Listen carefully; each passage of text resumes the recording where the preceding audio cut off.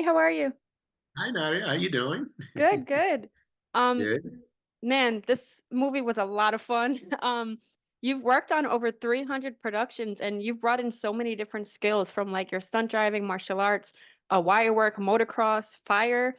How do you kind of customize sequences for different characters? Like, how did you come up with a different fight style for like, say, the new beekeeper or Mr. Clay or even Lazarus? Well, you know what? To create something like that. First of all, we got to get the script, and we know the storyline, and then all of a sudden, we know who the cast is. We know who our main lead is, who's going to be doing all the action, and we have Jason Statham, who's very athletic and very coordinated, and he loves action. He likes to perform it himself.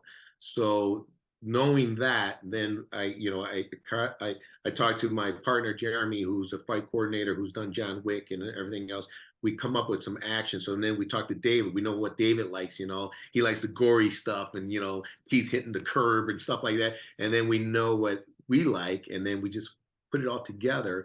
And once we put it together, we shoot previs, and then we let Jason and director see it and everything else, and then we get inputs, and we either add or take out, and we just keep moving. And as the movie goes towards the end of the fight, we create more and more action with weapons and whatever we have, what every department had. We got to come up with something that's different.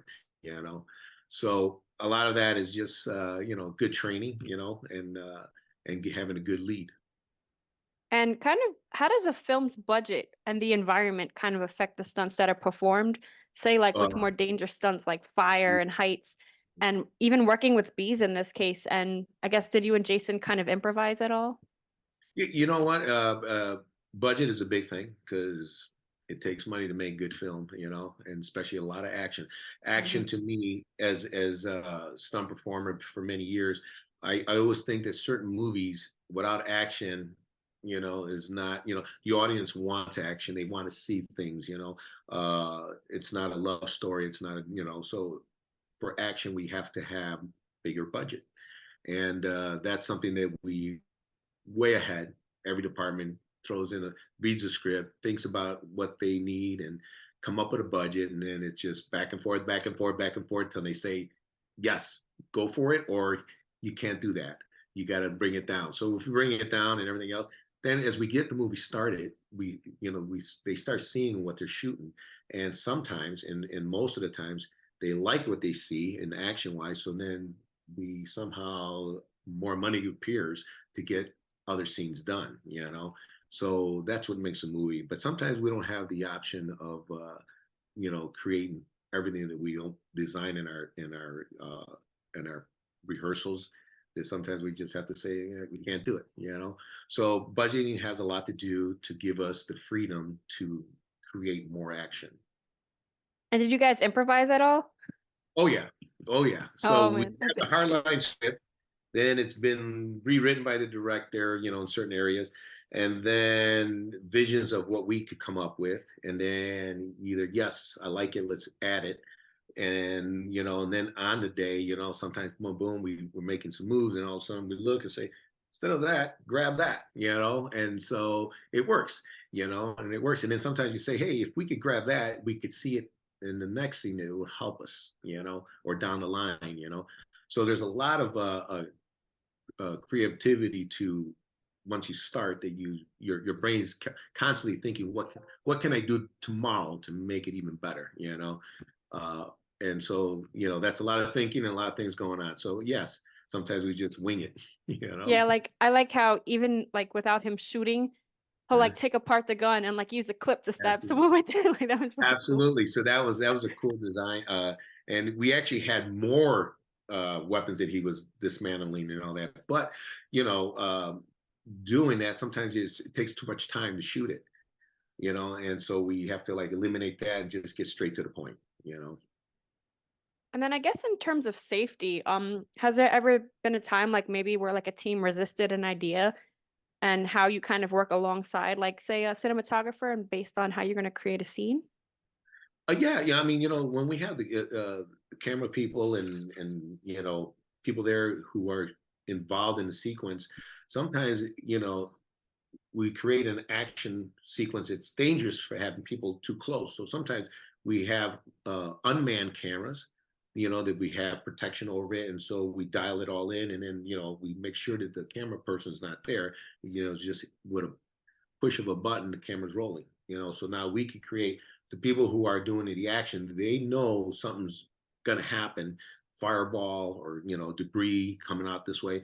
So we're basically in the line of fire, but we're very safety with all the other crew and cast members. So especially with our leads, if anything like that, then yeah, we're going to have to recess the whole sequence, and either bring in a stunt double, and because again, you don't want to hurt the lead. What if the lead gets hurt, film stops.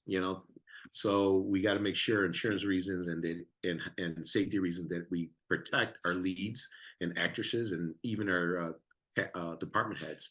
So when we create an action, we all, there's a lot of safety issues that comes up, and we try to make it as safe as possible so we could all move on to the next scene.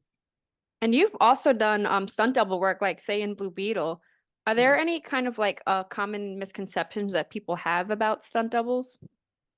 You know what? I mean, like we're right now, the stunt performers are fighting that they should be an Oscar award for the stunt performer. I mean, think about it. Stunt people and stunt performers, females, males, they make the actress or actor look good, and they sacrifice physical body, and so if without us, it's hard to get a good action film, But with Jason, he's very athletic, very coordinated, loves action, and training hours with him and him showing it on the screen, doing it his own stunts was a blessing. And for the director, it was even, top of the cake. It was like perfect, to have him do that. It motivates everybody else, like, yeah, I'm gonna do it. I'm gonna do it. I'm I gonna want do to do it it too. too. Yeah, yeah. And how has technology and VFX kind of maybe changed or affected the way you work? To me, I always loved special effects. They're the ones that make the action even more exciting. Like when you do war movies and you see bombs and people getting blown away and everything else. They are so savvy about how to shoot an explosive debris with gas and black powder and all that stuff. But we talk about it. We understand how it works, and what's our distance, and how we could shoot it. And so we sacrifice our body, but we feeling confidence and safe talking to the special effects. Now, so that to me, I love special effects. Anytime you see things flying and getting blown up, I love it. It makes the stunt even better. But when it comes to CGI, sometimes it's like, yeah, you're kind of like taking work away from us, and you're also like seeing it. I could tell the difference on the screen, that, yeah, that's CGI, that person was never there, it's a green screen or blue screen behind that person. So, but sometimes we have to use it to be safe, on some of the sequences that are scripted in the script. So, I try to avoid CGI anytime I involve some kind of action and fire and all that stuff.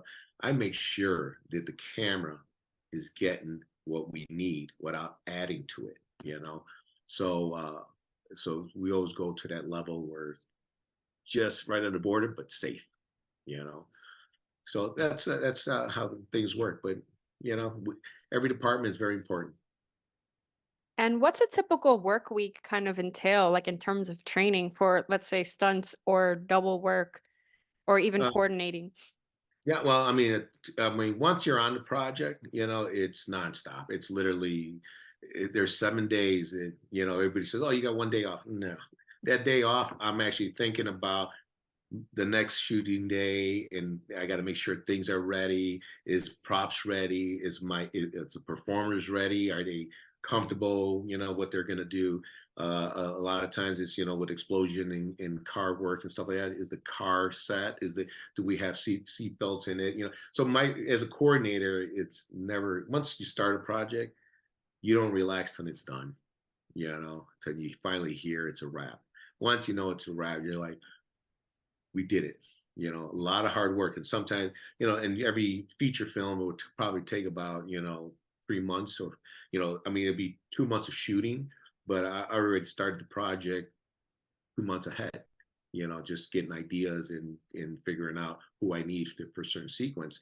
So, there's always, it's never a relaxed day once you start, it's just, once you start, you got to start thinking and then creating things in your mind and getting the right props, right wardrobe, the right vehicles, the right person to perform it, So with this movie here, we had great department heads. We had wardrobe worked with us, props worked with us, armors worked with us, art department worked with us, so it's just one big team. And if you have a good team that works, keep it together. Yeah, like one thing I realized too, while watching the sequence where they were going into, I think it was one of the main call centers, that he's trying not to really injure them. Right, So I right. kind of like how I guess you have to kind of trying to find a way to word it, but kind of have to like perform it in a way that's like, I'm not trying to kill this guy and like Right. No, and differentiate. that was funny because that sequence itself, it's like, okay, so you're pouring gas on, whatever, I don't want to ruin it for everybody.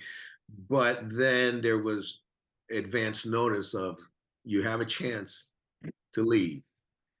And I'm giving you a warning. And if if you decide to stay, consequences, that's it.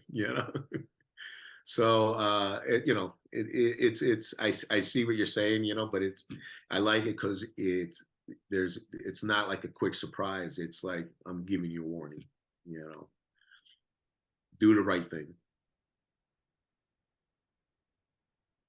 Are we okay on time? I just want to make sure they don't get upset. Yeah, time is up. Right on time, actually. Perfect. Thank you so much, Eddie. This was so cool. Hey, thank you. I would love to see like in like real life, like in person, how stunts work. Well, if you're ever on the set and I'm around, let me know. So cool.